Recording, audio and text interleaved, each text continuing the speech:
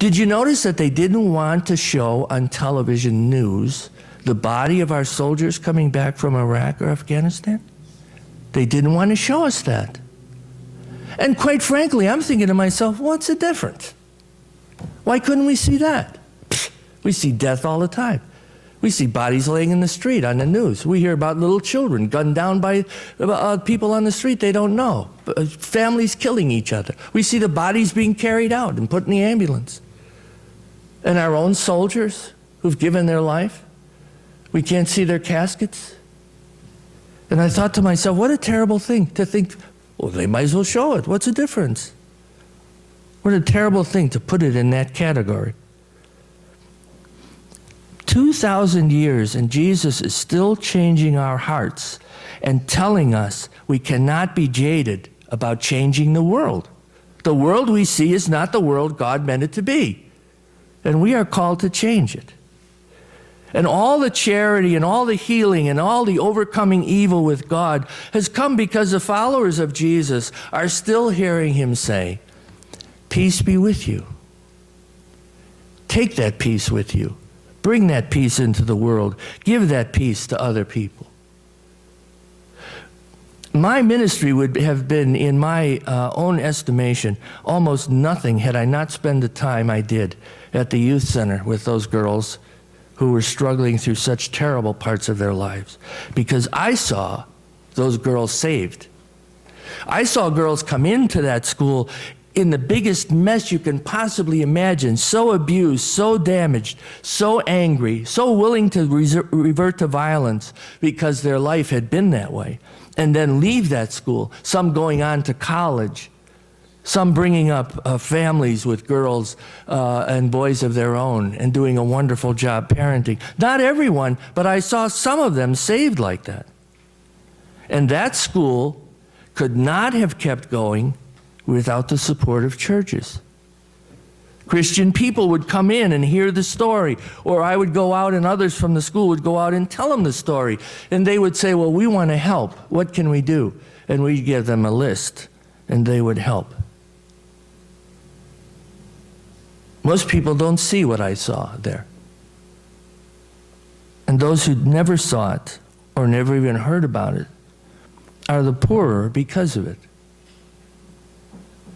That peace that Jesus gives to us would surround that school and make a difference. And so then we come to Thomas. And, I wonder, after telling you the story of Susan Boyle, I wonder what Thomas looked like.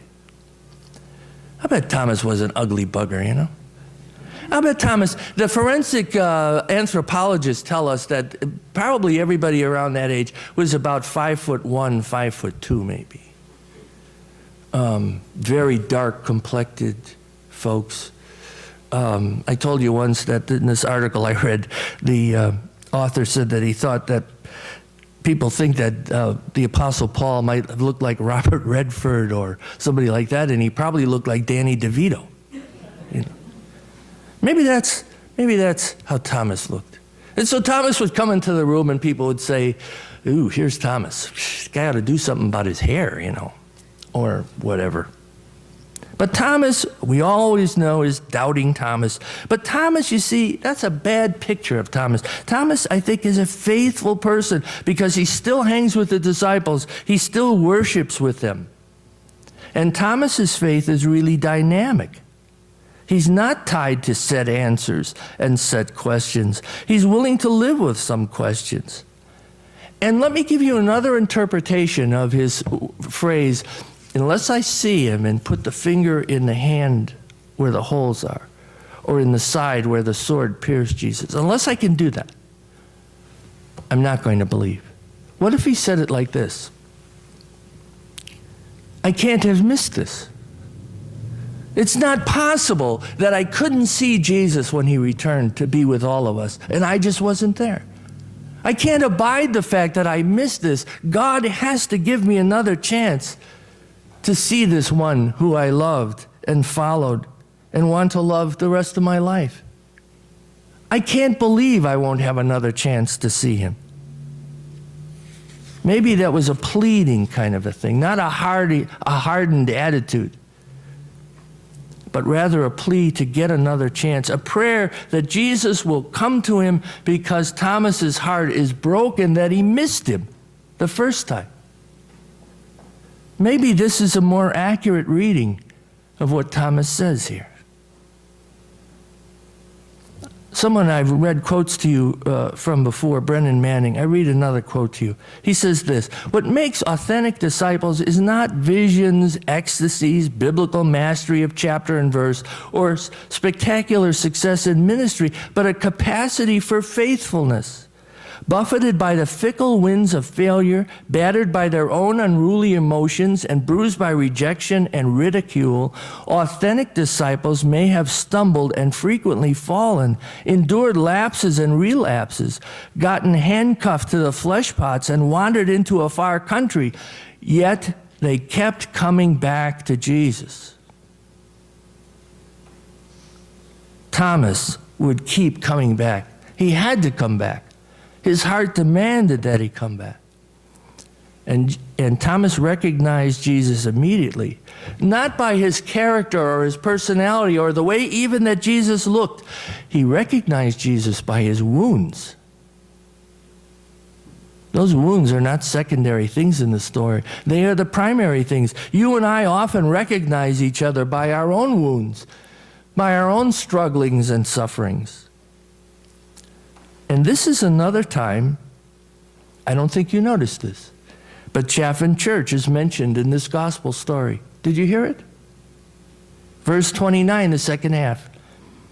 Even better blessings are in store for those who believe without seeing. That's you and me.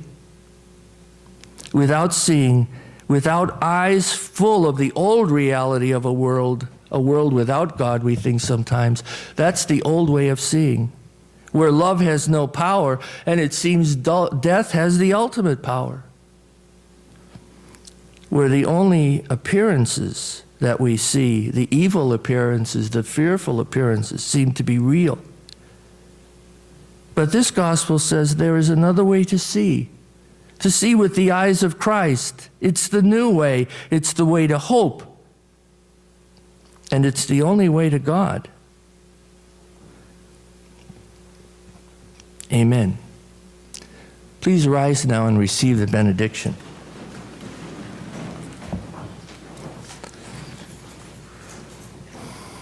Finally, brothers and sisters, whatever is true, whatever is honorable, whatever is just, whatever is lovely, whatever is gracious, if there is any excellence, anything worthy of praise, think about these things.